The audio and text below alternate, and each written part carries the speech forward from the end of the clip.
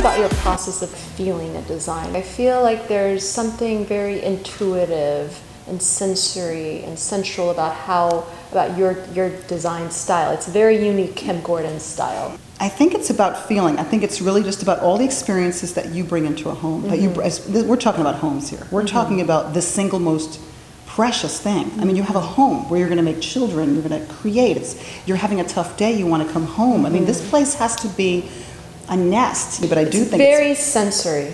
Absolutely. Very, very sensory. And it's funny because when I'm purchasing materials, it has to be something you touch or something you crank. Or I'll say, I need a little crunch over there. You hear that constantly. It needs to be a little crunchier over there. Or that's a little too crunchy. I need a little bling. So you're blessed. I think you've found a way to create your own unique design style. For another artist, whether it's a car designer, a yacht designer, an architect, a builder. What advice would you recommend in giving somebody who wants to create their own unique design style?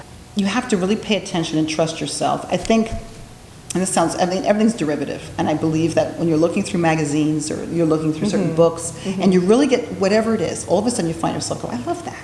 I really love that. You don't know what is that. As a designer, that is something. That is your whatever your creative genius saying. That's your vibe. That's your stuff. Like that's what you like. So maybe Pinterest that. Put that over here. Look at that. Put that on your board. And it might not be exactly that, but it's a little story. It's a little narrative that somehow your soul is relating to. And I think that for me, it was European magazines. We talked a little bit about these French magazines that I loved, and back in 20 years ago, I would find these older magazines and just go, oh my God, this is great. How in the world did they take that old house and put that new Italian furniture in there? By basically really being very creative and not having any rules, you really were, you were able to kind of find your own design style. I have to say that's exactly true. What is the formula for that? What is the height of the so-and-so? What is the light when it reflects on this? What is this building called? What is this process called? I don't do architect speak.